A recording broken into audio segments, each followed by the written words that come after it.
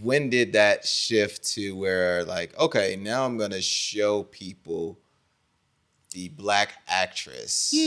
Okay, so I read an article when I was like 13 that said Drew Barrymore and Reese Witherspoon both own their own production companies, and a lot of their projects went through those production companies.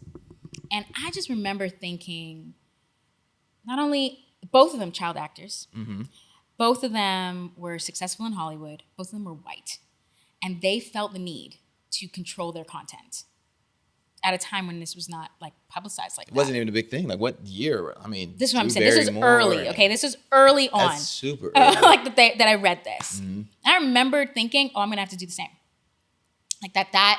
I just did not ever feel like the randomness of auditions was the way into anything. And the business on a whole just seemed like the more ownership you have, the easier it is to navigate. And so I had done this film for Nickelodeon, and I came out of the filming experience doubtful of how much promotion I would get. And I'd already been on Degrassi as well, where I was often treated like just the Black girl on Degrassi.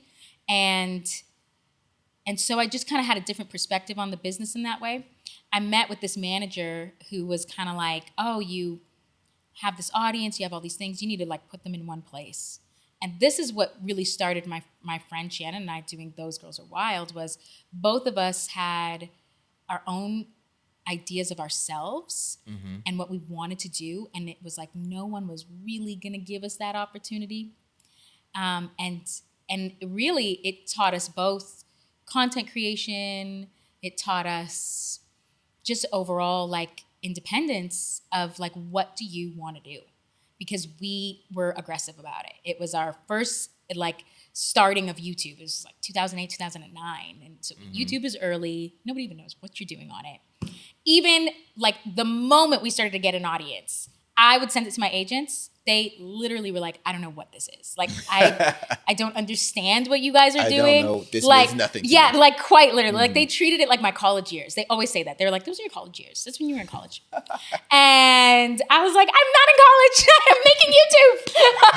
I'm doing work right now. Right now. Like Shannon and I set a schedule, like a really intense content schedule. We would have like this, every Sunday we would talk for like 5 hours as friends and as content creators and make 5 days a week of content. Like really intense about it. And intense in, we were trying to figure out strategy. We were like two young girls trying to figure out like how do we get an audience and where are they and who would like it and why would they like it, and all of those things were happening. And so that was my early opening of like, okay, I can make stuff for me and get people to see me in a way that I was not being seen before. So in these spaces, I could focus on comedy, I could focus on storytelling. And before I was just at the mercy of, hopefully you got a Black girl in this script that you're gonna give some real words to and a character. Like, hopefully they were gonna do something like that. And, you know, that was just a little too random. And so I'd always had this idea for Black actress. Didn't know when, just kind of thought, oh, I guess I'll do it when I'm like, I don't know, super famous or something. And then web series started to happen. So the YouTube space, web series, all started to happen. Around what time frame is this? This is like, again, 2009 to like 2012, something like that. That space, this like very magical space for content creators, and then especially Black people.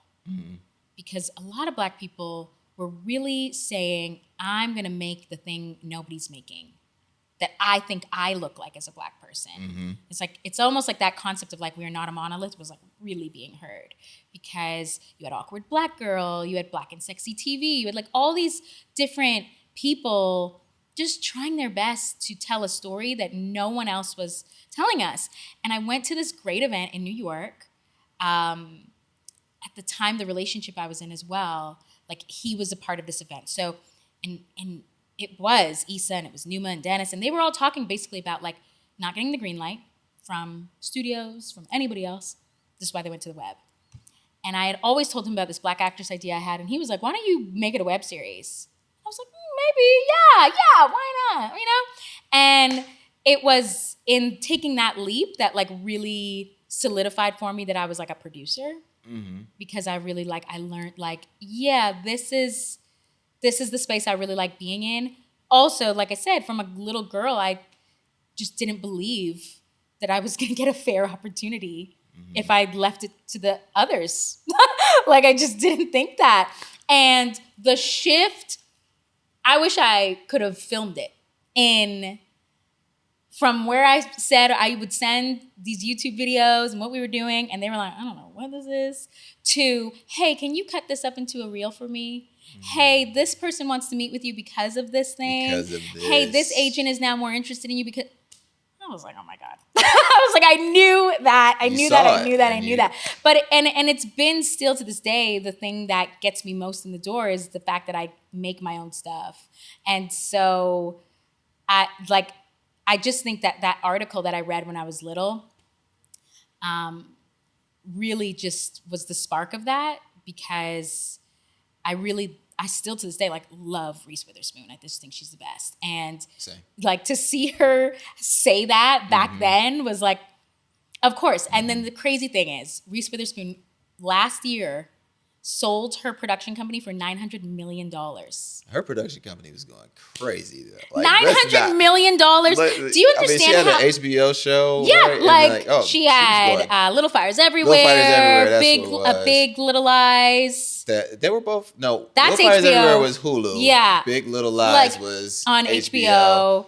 Morning show. I don't know. Yeah, the morning show. Listen, she's been working like crazy. But do you understand? If somebody's buying the company for $900 million, that means they believe that it's worth way more. Not sort of more. No, way more. I couldn't even wrap my head around. When I read that, I was like, shout out to Reese. Congratulations. $900 million somebody bought your company for. That's insane to me. And again, it's proof that it's like, yeah, it's about ownership. And all about it. That in this business, it's like the connections, yes, is always going to be something. The networking, 100%. The relationships, most definitely. But then also, it's about creation. Like you just have to create and really create. Not like just say I'm creating, but like continuously create. And really, you're ultimately doing it for you, more so than praise in an audience. And I think that's the big thing that really helped me was it was like, I make these for me. I make these because my brain will go crazy if they don't get out. Like they have to be in the world. So once you take off that pressure of like, it's got to go viral or it's got to this, it's got to that, it doesn't really matter because you're making something to be able to show that you make stuff in general. Because there's so many people that can't. There's so many people that can't just have that meeting and just be like, here's my demo reel or here's the kind of work I'm capable of doing. Right. Yeah, I really got to see that from an early age.